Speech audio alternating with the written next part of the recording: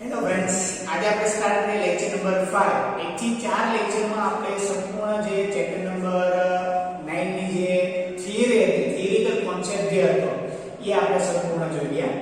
અને આજના લેક્ચરમાં આપણે ફરી વખત પ્રેક્ટિસ પેપર સોલ્વ કરશું. એમાંનો વિભાગ A. ફરી વખત તમને ચેપ્ટર નંબર 9 નું થોડુંક રિવિઝન કરાવી દઉં કે આપણે ચેપ્ટર નંબર 9 માં સમાંતર બાજુ ચતુષ્કોણ અને ત્રિકોણનો અભ્યાસ કર્યો. સમાંતર બાજુ ચતુષ્કોણમાં આપણે અલગ અલગ વસ્તુ જોઈ કે સમાન પાયા અને સમાનની જે બાજુ ઉપરના દરેક શિરોબિંદુ જો બંને સમાંતર રેખાની જોડ વચ્ચે આવેલ હોય તો બંનેના ક્ષેત્રફળ સમાન થશે. સેમ ટુ સેમ આપણે ત્રિકોણમાં પણ એવી રીતના જોયું કે સમાન પાયો અને પાયાની સામેના શિરોબિંદુ જો પાયાની સમાંતર રેખાની વચ્ચે આવેલ હોય બંને ત્રિકોણ, તો બંને ત્રિકોણના ક્ષેત્રફળ કેવા થશે? સમાન થશે. પછી આપણે સમાંતર બાજુ ચતુષ્કોણનું એક નવું ક્ષેત્રફળનું સૂત્ર જોયું હતું કે પાયો ગુણ્યા ભેદ. પછી આપણે બીજી વસ્તુ જોઈ હતી કે ત્રિકોણ અને સમાંતર બાજુ ચતુષ્કોણ એ જો સમાન પાયા અને સમાંતર રેખાની એક જોડ વચ્ચે આવેલ હોય તો ત્રિકોણનું ક્ષેત્રફળ સમાંતર બાજુ ચતુષ્કોણના ક્ષેત્રફળ કરતા કેવું હોય છે? અડધું હોય છે. પછી આપણે ત્રિકોણનો પણ એક પોઈન્ટ જોયો કે ત્રિકોણની મધ્યગા શું કરે છે? બે સમક્ષેત્ર ત્રિકોણમાં વિભાજન કરે છે. તો આવું એક નાનકડું જે હતું ચેપ્ટર નંબર 9 જે આપણે સંપૂર્ણ જોઈ લીધું. અને આજના લેક્ચરમાં આપણે ફરી વખત પ્રેક્ટિસ પેપર સોલ્વ કરશું. આ પ્રેક્ટિસ પેપર જે છે એ હું તમને PDF દ્વારા સેન્ડ કરાવીશ અને જો મારી ચેનલમાં જોતા હોય તો હું તમને ડિસ્ક્રિપ્શન લિંકમાં પ્રેક્ટિસ પેપર વિથ સોલ્યુશન તમને મોકલી દઈશ. તો આપણે સ્ટાર્ટ કરીએ વિભાગ A. ટોટલ પ્રેક્ટિસ પેપર છે 40 માર્ક્સનું. એમાં વિભાગ A જે છે 16 માર્ક્સનો ક્વેશ્ચન છે. વિભાગ B માં ઘણા બધા ક્વેશ્ચન નીકળી શકે છે પણ જે મેઈન ક્વેશ્ચન જે છે એ મેં આમાં લીધેલા છે. તો આપણે સ્ટાર્ટ કરીએ વિભાગ A. એનો ફર્સ્ટ નંબરનો ક્વેશ્ચન છે આપેલ આકૃતિ પરથી તમને એક આકૃતિ આપેલી છે અને બીજી વસ્તુ શું કીધેલું છે કે આકૃતિ પરથી PQRS શોધો અને એમાં તમને એક ત્રિકોણનું ક્ષેત્રફળ તમને આપેલું છે. આ ટાઈપની એક આકૃતિ આપેલી છે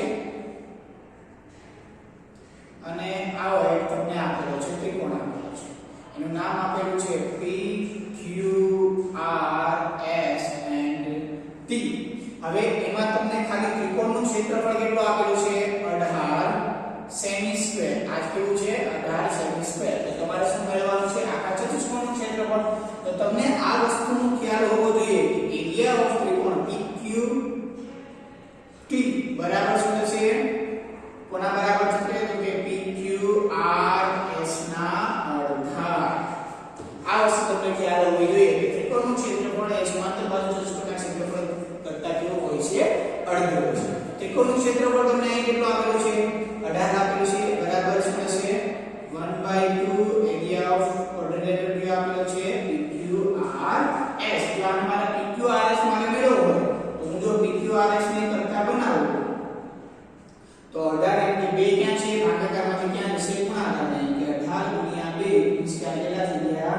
36 સેમી સ્ક્વેર. કેમ કે તમને ક્ષેત્રફળ શેમાં આપેલું હોય? હંમેશા સેમી સ્ક્વેરમાં. તો PQRS તમારી પાસે કેટલા આવી ગયા વિદ્યાર્થી મિત્રો?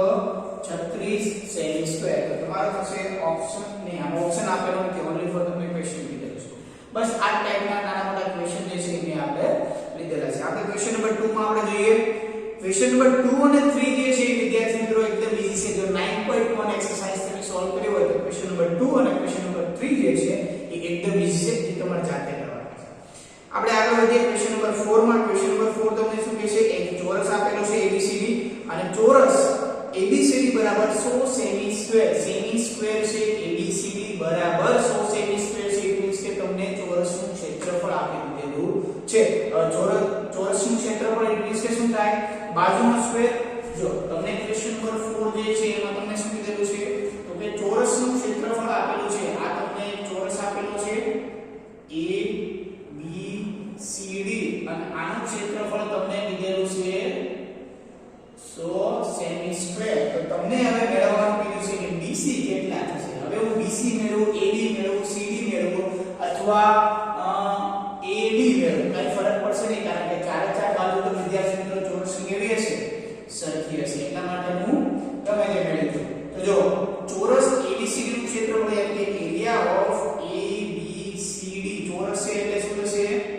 બાજુનો વર્ગ થશે અથવા BC નો વર્ગ લખી શકું, AB નો વર્ગ લખી શકું, CD નો વર્ગ લખી શકું, એડી નો સ્ક્વેર છે તમને આનું ક્ષેત્રફળ કેટલું આપેલું છે તો કે 100 સેમી સ્ક્વેર બરાબર શું થશે બાજુનો વર્ગ થશે વર્ગને દૂર કરવો હોય તો વર્ગમૂળ થાય તો 100 નું વર્ગમૂળ તો કેટલું થઈ ગયું 100 અને સેમી સ્ક્વેર છે એટલે સોરી 100 નું વર્ગમૂળ કેટલું થઈ જશે 10 અને સેમી સ્ક્વેર છે એટલા માટે શું થઈ જશે અહીં ખાલી સેમી અને અહીં ખાલી શું આવી ગયું બાજુ ખ્યાલ આવ્યો આપણે શું કર્યું બંને બાજુ વર્ગમૂળ કર્યા તો 100 નું વર્ગમૂળ થશે 10 સેમી સ્ક્વેર નું વર્ગમૂળ થાય સેમી બાજુનો વર્ગ છે વર્ગમૂળ શું થઈ જશે ખાલી બાજુ તો BC બાજુ મેળવી દીધી તો મારે બાજુ આપણે લખી નાખીએ કે બાજુ કોઈ પણ લખી શકો બાજુ BC બરાબર શું આવી ગયું 10 સેમી તો આનો મારો આન્સર શું આવશે 10 સેમી એટલે ઓપ્શન નંબર A એવી જ રીતના ઇક્વેશન નંબર 5 તમને આપેલો છે કે PQRS તમને ચોરસ આપેલો છે અને એ ચોરસની એક બાજુ તમને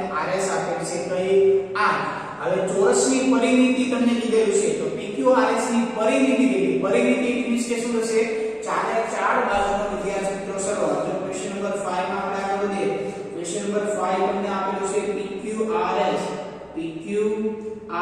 એમાંની તમને RS 8 આપેલી છે મીન્સ કે આ પણ 8 થશે આ પણ 8 થશે આ પણ 8 થશે તો આની પરિમિતિ વિદ્યાર્થી મિત્રો શું થઈ જશે 8 + 8 + 8 + 8 એટલે કે 8 4 કેટલા થઈ જશે 32 સેમી પરિમિતિ વિદ્યાર્થી મિત્રો કેટલી થઈ જશે 32 સેમી એટલે ઓપ્શન નંબર તમારો શું આવશે A આવશે હવે આપણે આગળ વધીએ ક્વેશ્ચન નંબર 6 પાસે ક્વેશ્ચન નંબર 6 તમને શું કહેશે તો કે એમાં પણ એક ચોરસ આપેલો છે અને એની એક બાજુનું માપ તમને આપેલું છે 6 તો એનું ક્ષેત્રફળ મેળવવાનું કીધું કે ચોરસનું ક્ષેત્રફળ એટલે શું થાય બાજુનો વર્ગ એમાં એક બાજુ તમને આપેલી છે 6 તો 6 નો વર્ગ શું થઈ જશે 36 તો તમારો ઓપ્શન નંબર આવશે C 36 ક્વેશ્ચન નંબર 7 માં આપણે આગળ વધીએ ક્વેશ્ચન નંબર 7 તમને શું કહેવા માંગે છે કે લંબચોરસ આપેલું છે ABCD એની AB આપેલી છે 6 BC આપેલી છે 8 તો ABCD બરાબર ખાલી જગ્યા સેમી સ્ક્વેર એટલે કે તમને ક્ષેત્રફળ મેળવવાનું કીધું તો લંબચોરસનું ક્ષેત્રફળ કેટલું થશે લંબાઈ ગુણ્યા પહોળાઈ તો આની તમને શું આપેલી છે લંબાઈ આપેલી છે 8 પહોળાઈ આપેલી છે 6 એટલે કે 8 6 કેટલા થશે 48 તો તમારો ઓપ્શન નંબર આવશે C હવે ફરી વખત આપણે આગળ વધીએ જો ક્વેશ્ચન નંબર 8 પણ એકદમ ઈઝી છે એટલે ક્વેશ્ચન નંબર 8 તમારે જાતે કરી લેવાનો ક્વેશ્ચન નંબર 9 માં આપણે આગળ વધીએ ક્વેશ્ચન નંબર 9 જે છે તે ઈ કંઈક તમને આપે છે ક્વેશ્ચન નંબર 9 આપણે સોલ્વ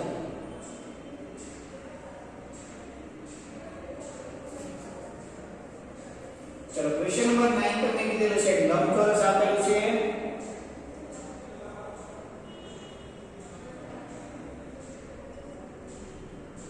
લંબચોરસ છે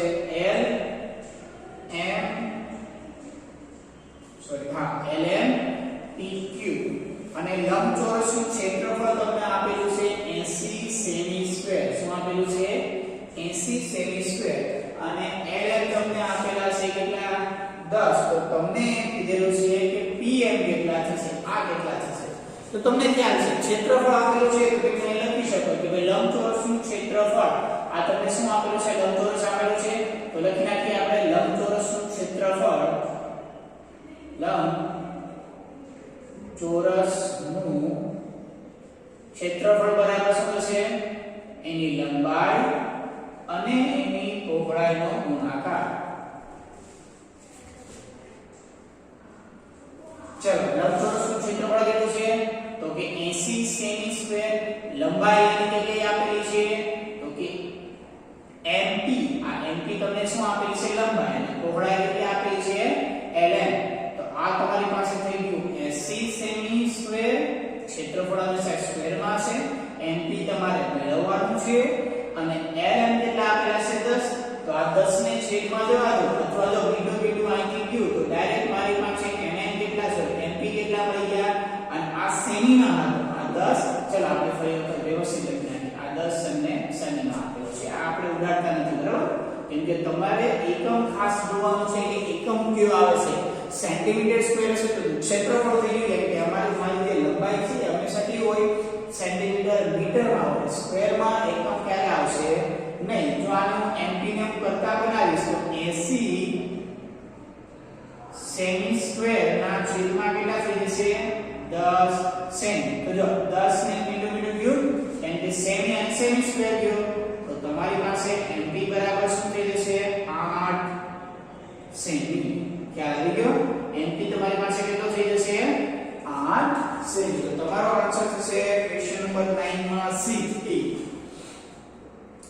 નંબર 10 વિદ્યાર્થી મિત્રો ખાસ યાદ રાખજો.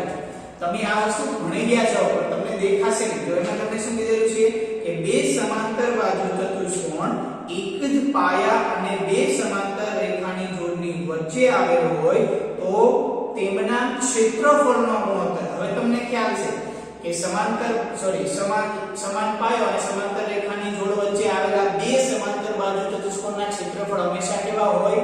સમાન હોય. તો એ બંનેનો જ્યારે હું ગુણોત્તર લઉં છું, સપોઝ એક સમાંતર બાજુ છે ચતુષ્કોણનું ક્ષેત્રફળ લઈ લો 20 સેન્ટીમીટર સ્ક્વેર, તો બીજાનું પણ 20 સેન્ટીમીટર સ્ક્વેર થશે. એ બંનેનો ભાગાકાર કરીશ ત્યારે શું આવશે? 1 આવશે.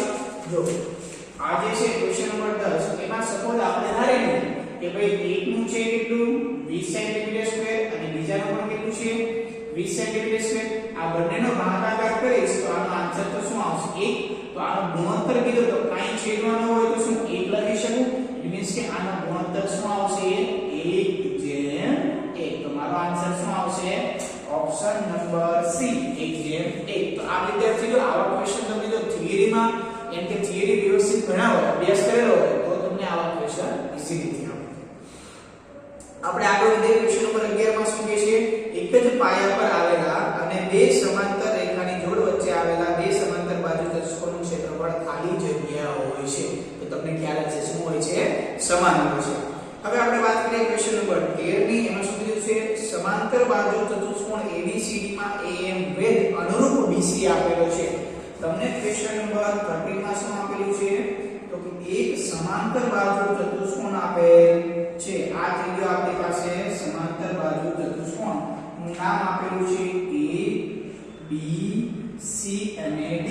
અને તમને એમાં કીધું છે કે AM જે વેધ છે કોને અનુરૂપ છે? તો કે BC ને અનુરૂપ છે. કોને અનુરૂપ છે? BC ને અનુરૂપ. તો આ AM વેધ મારા કોની ઉપર આવશે? BC ઉપર આવશે. વેધ હંમેશા કેવો હોય છે? લંબ હોય છે. તો હવે તમને આમાં એમ કીધેલું છે કે BC જે છે એ તમારી પાસે 8 સેમી માં આપેલું છે, યાની કે આપણે એને ખાલી સેન્ટીમીટર માં લખી શકીએ. પછી તમને આપેલું છે AM, આ પણ તમને કેટલામાં આપેલું છે? 5 સેન્ટીમીટર માં. તો તમને ABCD બરાબર, યાની કે તમને ABCD સમાંતર બાજુ ચતુષ્કોણનું ક્ષેત્રફળ મેળવવાનું કીધું છે. તો આપણે આના આન્સરમાં લખી શકીએ કે એરિયા ઓફ ABCD બરાબર, યાદ રાખજો સમાંતર બાજુ ચતુષ્કોણ છે તો સમાંતર બાજુ ચતુષ્કોણને આપણે જોયું હતું ઉદાહરણમાં તમને આપેલું હતું. શું હતું એનું ક્ષેત્રફળ? તો કે પાયો અને પાયાને અનુરૂપ વેધ. તો અહીંયા શું થશે? પાયો કોણ છે? BC અને એનો વેધ કોણ છે? AM. એટલે કે આ બંનેનો ખાલી શું હતો? ગુણાકાર. અને આ બંને કેવા છે? સેન્ટીમીટર. તો બંનેનો ગુણાકાર કેવો થશે? Centimetre square. એટલે આનો સેન્ટીમીટર અને આનો સેન્ટીમીટર. શું થશે? બંનેનો ગુણાકાર સેન્ટીમીટર સ્ક્વેર. તો 8 પંચાને 40 સેન્ટીમીટર સ્ક્વેર. તો આનું ક્ષેત્રફળ કેટલું આવી ગયું? 40 સેન્ટીમીટર સ્ક્વેર. એટલે કે તમારો થઈ ગયો ઓપ્શન નંબર સી. એવા તમને ક્વેશ્ચન આપેલો છે ક્વેશ્ચન નંબર 14. જાતે ટ્રાય કરજો. તમને એમાં ક્ષેત્રફળ આપેલું છે. તમને શું આપેલું છે? એમાં ક્ષેત્રફળ આપેલું છે અને AC તો તમારી પાસે સોરી સમબાજુ ચતુષ્કોણ છે એટલે આપણે જોઈ લઈએ.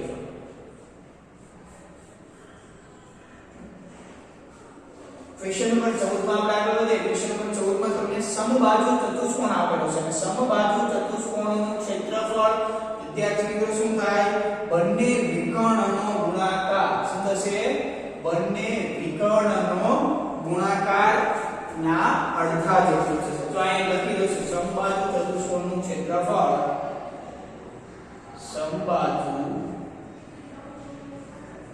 ચતુષ્કોણનું ક્ષેત્રફળ બરાબર શું થશે? 1/2 બંને વિકર્ણનો